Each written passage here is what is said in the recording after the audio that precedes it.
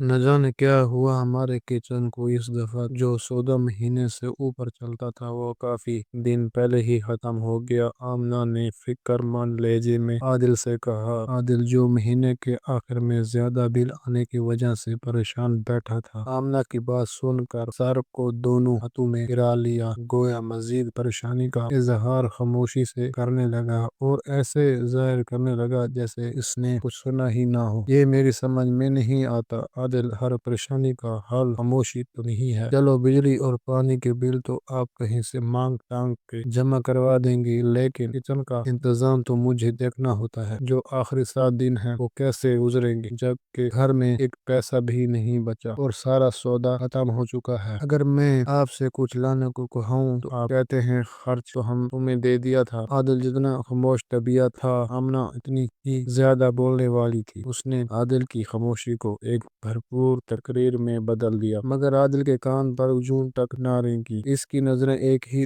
नुक्ते पर जमी रही, जैसे वो किसी गहरी सोच में गुम हो। जब वो बोला तो बस इतना कहा, आमना ऐसा करते हैं कि अम्मा को वापस ले आते हैं। अम्मा के जाने के बाद ही हमारे घर में इतने मसाइल होने लगे हैं। अम्मा के आने या जाने से महंगाई ज्यादा या कम तो नहीं होती। आमना ने मुंह के जाविये बिगाड़ते हुए कहा, लेकिन अम्मा जब तक यहाँ थी मैं यही सौदा लाता था और अम्मा बचपन में जाने से पहले वो थैला अपने पास रखवाती थी। ना जाने इस पर क्या पढ़कर फूंकती थी, इसमें बरकत हो जाती थी। लेकिन अम्मा हमारे पास रही भी तो उनको बस हर वक्त अपने छोटे बेटे और बहू की फिक्र लगी रहती है। अगर गलती से भी एक महीने से ऊपर हमारे पास रुक जाए तो रोने लगती हैं कि मुझे आमिर और समा के पास छोड़ आओ, मेरा उनके बगैर दिल नहीं लगता। हाँ तो तुम भी हद करती हो अम्मा, अगर तुमसे दिन की कोई दो चार बातें कर ले तो तुम्हें अपने काम याद आ जाते हैं और तुम बहाने ढूंढने लगती हो। इनकी बताई हुई बातों में भी नुक्स निकालती रहती हो कि अम्मा ने ऐसे बताया है जैसे हम तो दिन के बारे में कुछ जानते ही ना हो। आदिल ने कदरे बुलंद आवाज में कहा, हाँ लेकिन वो भी तो कभी कभी हद करती हैं। अगर दिन की कोई बात छेड़ दें तो दो दो घंटे किसी एक मौजू पर लगी रहती हैं। मैं कहती हूँ कि मुझे इस बारे में मालूम है, मगर वो फिर भी अपनी बात पर डटी रहती हैं कि सुन लो काम आएगा। अब मेरे भी 200 काम होते हैं, बच्चे हैं इनके काम करने होते हैं, बाहर के भी आधे से ज्यादा काम मुझे करने पड़ते हैं। तो हमारा क्या ख्याल है कि समा भी भाभी को दुनिया का कोई काम नहीं या इनके बच्चे नहीं हैं, वो भी तो अम्मा के पास बैठती हैं और उन्हीं बातों को कितनी दिलचस्पी से सुनती हैं। अरे समा भाभी को तो आप रहने ही दें, वो तो बहुत ही बोरिंग औरत है, उन्हें तो बस कोई बात करने वाला मिल जाए और वो सुनती रही। आमना ने पहलू बदलते हुए कहा, अच्छा रहने दो, तुमसे कौन जी सकता है। चलो एक कप चाय ही दे दो, फिर कुछ सोचता हूँ कि क्या क्या करना है। बल्कि मैं जाता हूँ किसी से कुछ पैसे उधार मांगता हूँ, तनख्वाह आने पर वापस कर दूंगा। आदिल ने बात खत्म करते हुए कहा। दूसरे दिन जब आदिल आया तो अम्मा को भी साथ ले आया। अस्सलाम वालेकुम अम्मा, कैसी हैं? कितने दिन हो गए आपने चक्कर ही नहीं लगाया, यहाँ से जाते ही आप हमें तो भूल जाती हैं। आमना से सास के गिले लगते हुए शिकवा किया। नहीं बेटा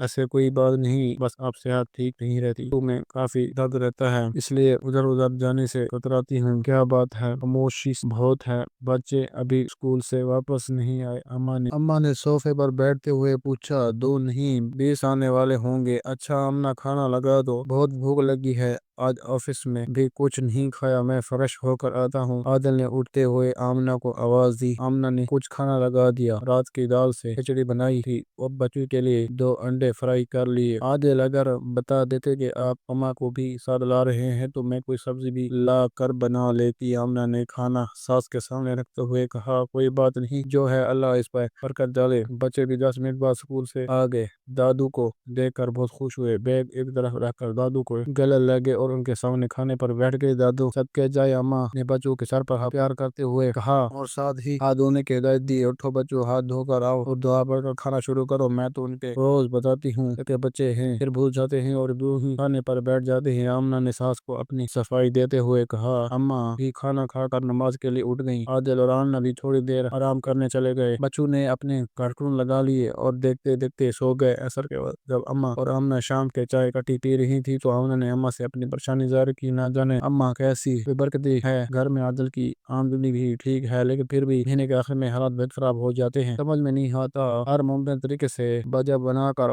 دیکھ چکی ہوں پھر بھی گزارا مشکل ہو جاتا ہے۔ اما نے سکون سے اپنی چائے ختم کی، آمنہ کی طرف پہلو بدل کر بیٹھ گئی اور اپنی بات شروع کی جو وہ پہلے ہی سوچ کر آئی تھی کہ آج آمنہ کو سمجھاؤں گی، شاید کچھ اثر ہو جائے۔ بیٹا کل عامر کی طرف بھی یہی بات ہو رہی تھی کہ گھر کے حالات کیسے چل رہے ہیں، سمجھ نہیں آتا کیا کروں، جتنا کما کر لاتا ہوں اس سے زیادہ خرچ ہو جاتا ہے۔ بیٹا ساس بھی ماں کی طرح ہوتی ہے، میں کیوں چاہوں گی کہ میرے بیٹے کے گھر میں کوئی تنگی ہو۔ میں نے جب بھی تمہیں سمجھانے کے لیے دین اور دنیا کی کوئی بات کی تو تم نے اسے رد کر دیا کہ اماں ایسا کچھ نہیں ہوتا، اگر نماز اور قرآن پڑھنے سے گھر میں برکت ہوتی ہے۔ راشن بھرتے وقت ذکر الہی کا کیا جائے تو راشن مہینے کا ہوتا ہے، وہ 1.5 مہینہ چلتا ہے انشاءاللہ۔ اچھا تو اماں آپ یہ کرتی تھی اور آ کے ہمارا راشن کافی نکال لیتا تھا۔ آمنہ نے جلدی سے بات ختم کی۔ ابھی میری بات ختم نہیں ہوئی بیٹا، اماں نے اسے مزید بولنے سے روکتے ہوئے کہا، اگر تم خود صبح جلد اٹھو، نماز اور قرآن کو اپنی زندگی میں شامل کر لو تو تمہاری زندگی میں بھی برکت ہو جائے گی۔ اگر تم رات دیر تک موبائل دیکھو گی اور صبح دیر سے اٹھو گی تو بچے بھی تمہیں دیکھ کر وہی روٹین اپنا لیں گے۔ صبح جلدی اٹھنے سے ہی ہم کئی پریشانیوں سے محفوظ ہو جاتے ہیں، شیطان ہماری زندگی اور ہمارے دماغ پر حاوی نہیں ہوتا۔ اماں نے اپنی بات مکمل کرتے ہوئے کہا، اور اب عادل کو جگہ ہو کہ مجھے عمر کے گھر چھوڑ آئے، میں مغرب کی نماز وہاں جا کر پڑھوں گی۔ اماں آپ آج آئی ہیں اور ابھی سے جانے کی باتیں کرنے لگی، بچے بھی ناراض ہوں گے تو 3 دن تو رکے پھر عادل چھوڑ آئیں گے۔ نہیں بیٹا، میرا سما کے بغیر دل نہیں لگتا، اماں نے اپنے دل کی بات زبان پر لاتے ہوئے کہا، اور آمنہ سمجھ بھی کہ اماں کا دل سما کے بغیر نہیں لگتا۔